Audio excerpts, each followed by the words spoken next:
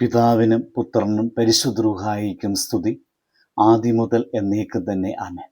ഇന്ന് ജൂലൈ 26 ഞായറാഴ്ച. വിശുദ്ധ ലൂക്കോസിന്റെ സുവിശേഷം 14 അധ്യായം 11 വാക്യം. തന്നെത്താൻ ഉയർത്തപ്പെടുന്നവനെല്ലാം താഴ്ത്തപ്പെടും, തന്നെത്താൻ താഴ്ത്തുന്നവൻ ഉയർത്തപ്പെടും. മനുഷ്യ ജീവിതത്തിലെ ഏറ്റവും വലിയ ആഗ്രഹങ്ങളിൽ ഒന്നാണ് അംഗീകരിക്കപ്പെടുക എന്നത്.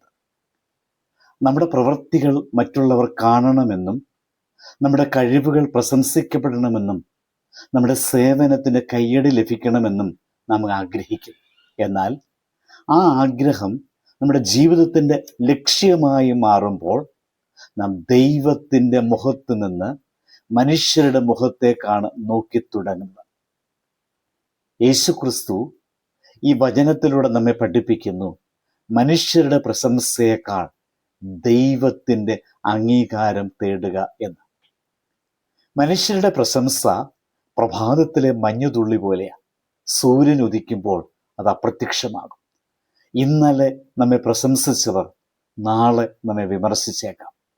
ഇന്നത്തെ കയ്യടി നാളത്തെ നിശബ്ദതയായി മാറാം. എന്നാൽ ദൈവത്തിൻ്റെ അംഗീകാരം ഒരിക്കലും മാറുകയില്ല.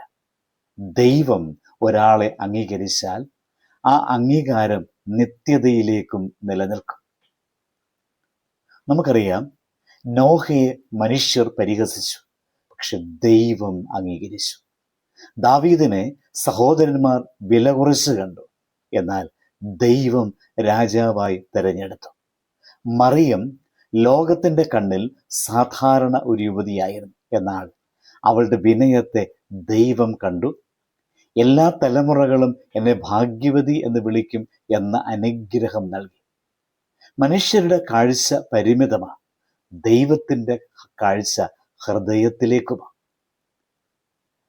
നമ്മുടെ പ്രാർത്ഥനകൾ മനുഷ്യരുടെ പ്രശംസ നേടുവാനാകരുത് എന്ന് ഈ വചനം നമ്മെ ഓർമ്മിപ്പിക്കുന്നു.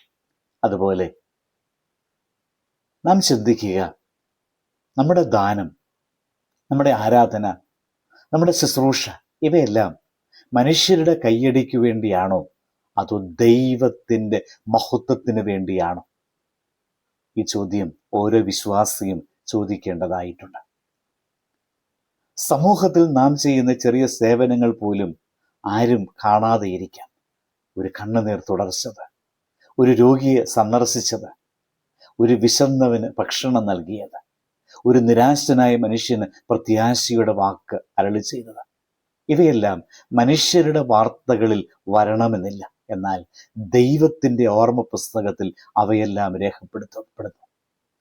മനുഷ്യരുടെ പ്രശംസ ഭൂമിയിൽ അവസാനിക്കുമല്ലോ, ദൈവത്തിൻ്റെ പ്രതിഫലം സ്വർഗത്തിൽ അതിനു വേണ്ടി കാത്തിരിക്കും. ഒരു ദിവസം നാം എല്ലാവരും മനുഷ്യരുടെ മുൻപിലല്ല, ദൈവത്തിൻ്റെ സന്നിധിയിൽ നിൽക്കേണ്ടവരല്ലേ? അന്ന് ലോകത്തിൻ്റെ പ്രശംസകളല്ല വിലയിരുത്തപ്പെടുക, ദൈവത്തിൻ്റെ അംഗീകാരമാണ്. അന്ന് നാം കേൾക്കേണ്ട ഏറ്റവും വലിയ വാക്ക് ഇതായിരിക്കും: നന്നായി, നല്ലവനും വിശ്വസ്തനുമായ ദാസ. ഇതിനേക്കാൾ വലിയ പുരസ്കാരമോ മഹത്വമോ ബഹുമാനമോ ഈ ലോകത്തിലില്ലല്ലോ. അതുകൊണ്ട് മനുഷ്യരുടെ കയ്യടിക്ക് വേണ്ടി ജീവിക്കരുത്, ദൈവത്തിൻ്റെ പ്രസാദത്തിന് വേണ്ടി നമുക്ക് ജീവിക്കാം. ലോകത്തിൻ്റെ അംഗീകാരത്തെക്കാൾ സ്വർഗത്തിൻ്റെ അംഗീകാരം തേടാം. പുറമേയുള്ള പ്രശംസയേക്കാൾ ഉള്ളിലെ വിശുദ്ധിയെ നമുക്ക് വളർത്താം. മനുഷ്യരുടെ പ്രശംസയേക്കാൾ ദൈവത്തിൻ്റെ കൃപ നമ്മുടെ ജീവിതത്തിൻ്റെ ലക്ഷ്യമാക്കാം. ആകയാൽ ഒരു തീരുമാനമെടുക്കാം, എൻ്റെ ജീവിതം മനുഷ്യരെ സന്തോഷിപ്പിക്കാനല്ല, ദൈവത്തെ പ്രസാദിപ്പിക്കും. അതുകൊണ്ട് ദൈവം തൻ്റെ സമയത്ത് നമ്മെ ഉയർത്തുകയും തൻ്റെ കൃപയിൽ നിലനിർത്തുകയും ചെയ്യും. പ്രാർത്ഥിക്കാം. സ്നേഹനിധിയായ സ്വർഗീയ പിതാവേ, മനുഷ്യരുടെ പ്രശംസയല്ല, അവിടുത്തെ അംഗീകാരം ഞങ്ങളുടെ ജീവിത ലക്ഷ്യമാക്കുവാൻ ഞങ്ങളെ പഠിപ്പിക്കണമേ. വിനയത്തിൻ്റെ പാതയിൽ ഞങ്ങളെ നടത്തണമേ. നന്മകൾ ചെയ്യുവാൻ, ആരും പ്രശംസിക്കാത്ത സേവനങ്ങൾ സന്തോഷത്തോടെ അർപ്പിക്കുവാൻ, എല്ലാത്തിലും അങ്ങയുടെ മഹത്വം മാത്രം അന്വേഷിക്കുവാനും ഞങ്ങൾക്ക് കൃപ നൽകണമേ.